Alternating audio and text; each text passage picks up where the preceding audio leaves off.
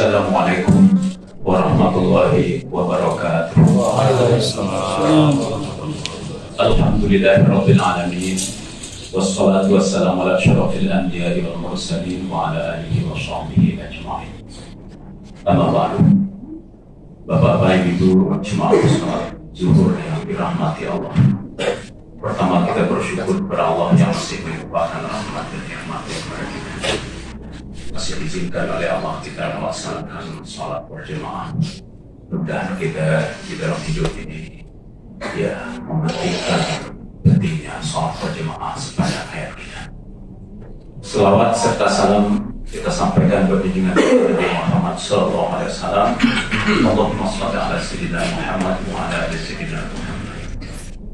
Bapak-bapak, Ibu, pada kesempatan ini untuk mengisi cerpen kita atau ceramah pendek, kita kutip firman Allah di dalam Al-Quran surat Asy-Syu'ara ayat 88-89.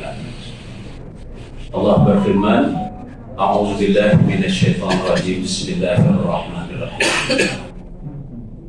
Yauma la yanfa'u malun wala banun illa man atallaha biqalbin salim.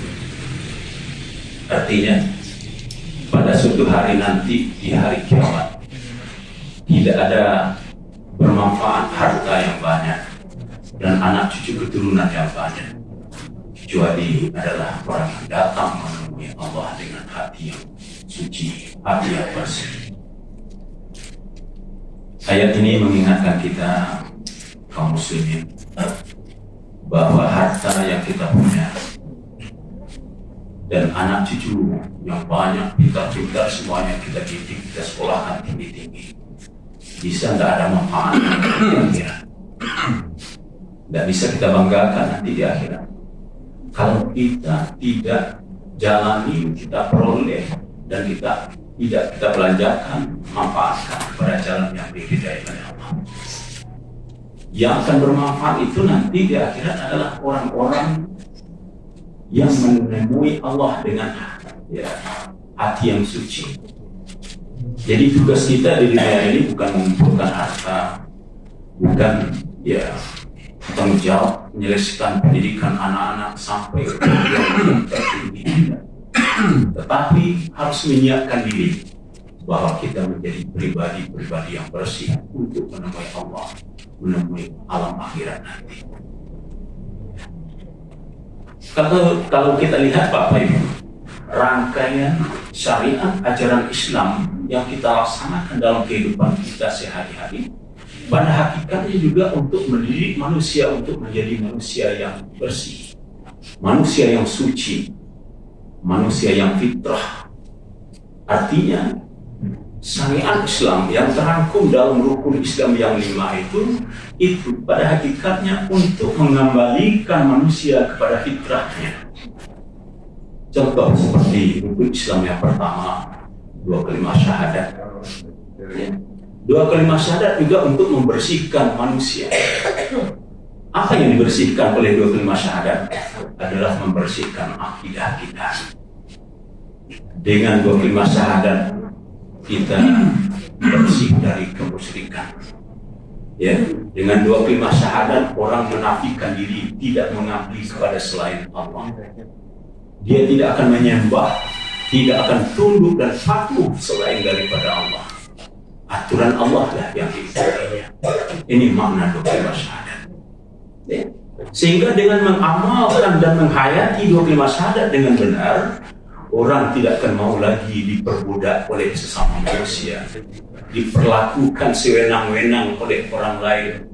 Dia tidak akan rela diintimidasi dalam pekerjaannya, dalam kegiatannya. Dia tidak akan mau diintervensi sesuatu yang tidak bertentangan, yang tidak sesuai dengan ajaran agama.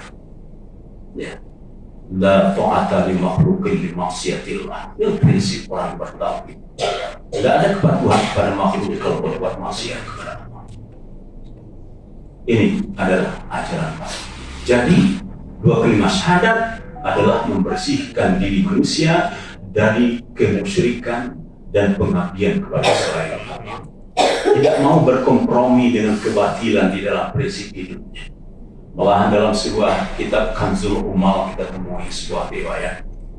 Rasulullah bersabda, siapa yang berjalan bersama orang yang zalim, dia tahu orang itu melakukan kezaliman, dia bantu orang zalim itu, maka batallah syahadatnya, kata Nabi.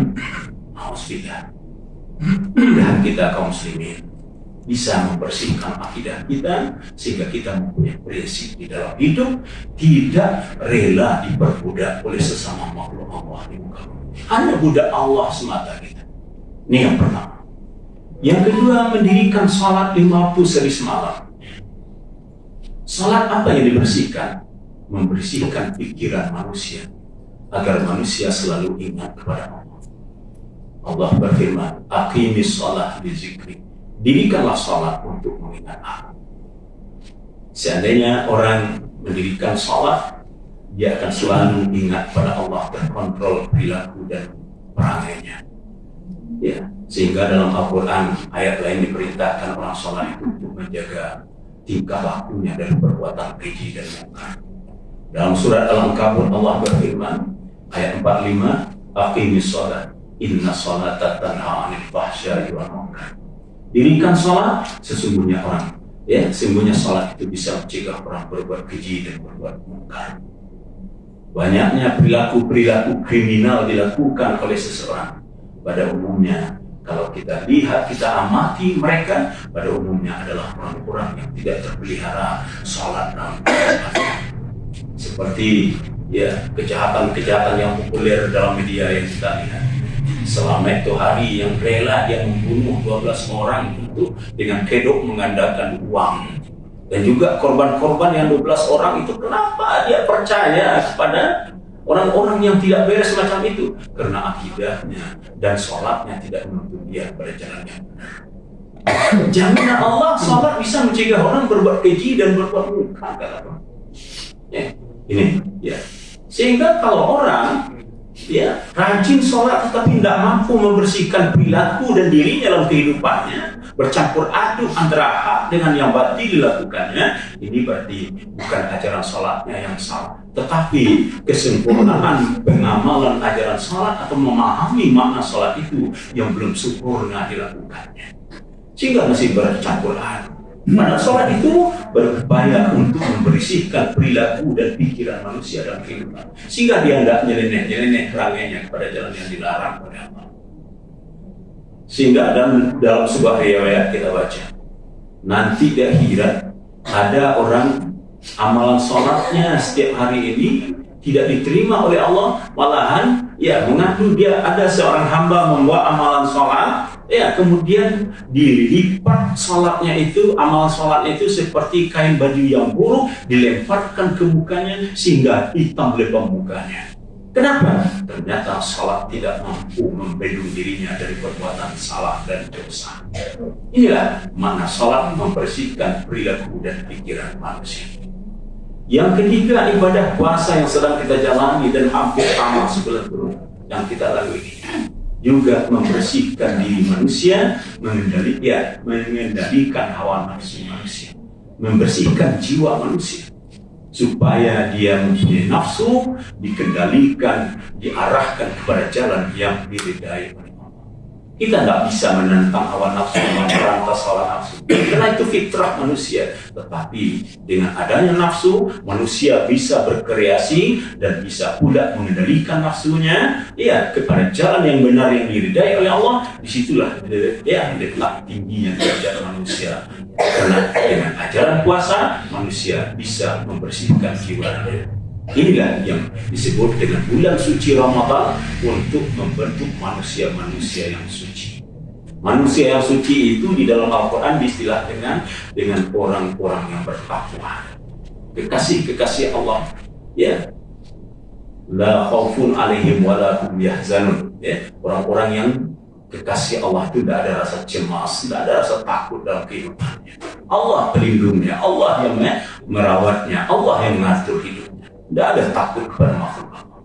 Ini prinsip ajaran yang mengajarkan ibadah puasa selalu mempersucikan diri manusia. Kemudian yang keempat, zakat. Zakat juga membersihkan harta kita. Ya, apa yang dibersihkan? Membersihkan harta kita.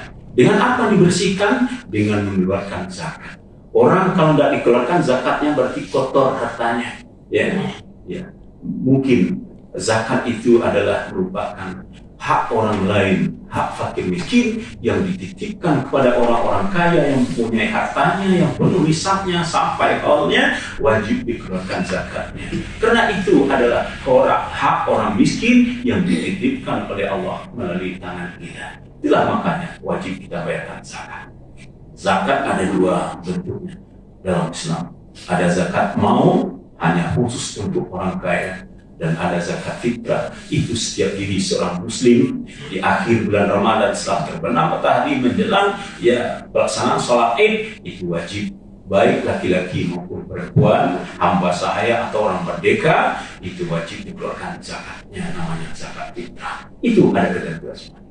Yang kelima, rukun Islam yang kelima adalah menunaikan ibadah haji. Apa yang dibersihkan dalam pelaksanaan ibadah haji adalah membersihkan perjalanan hidup manusia. Orang naik haji itu pakaiannya pakaian bersih, putih dengan pakaian ihram. Itu mencerminkan orang yang dinamakan orang menuju rumah Allah. Mengapa dia menuju rumah Allah? Untuk menemui Allah.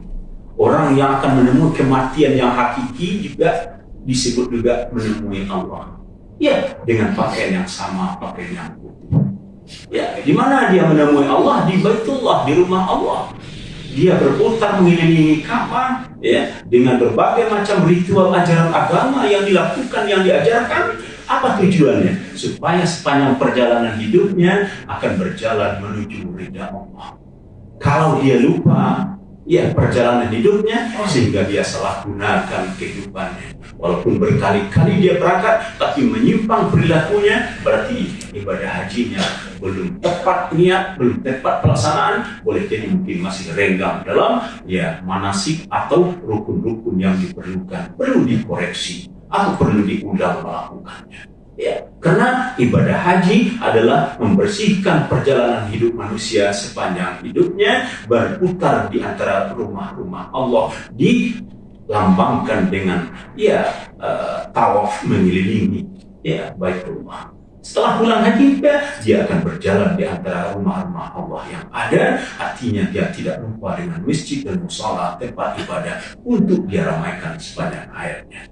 Inilah sedikit wejangan bahwa ajaran Islam pada hakikatnya adalah untuk mensucikan manusia, yaitu mengembalikan manusia kepada fitrah. Sebentar lagi kita akan menemui hari raya Idul Fitri, itu kembali kepada kesucian. Demikian, semoga bermanfaat. Perbanyak maaf. Wabillahi taufiq walhidayah. Wassalamualaikum warahmatullahi wabarakatuh.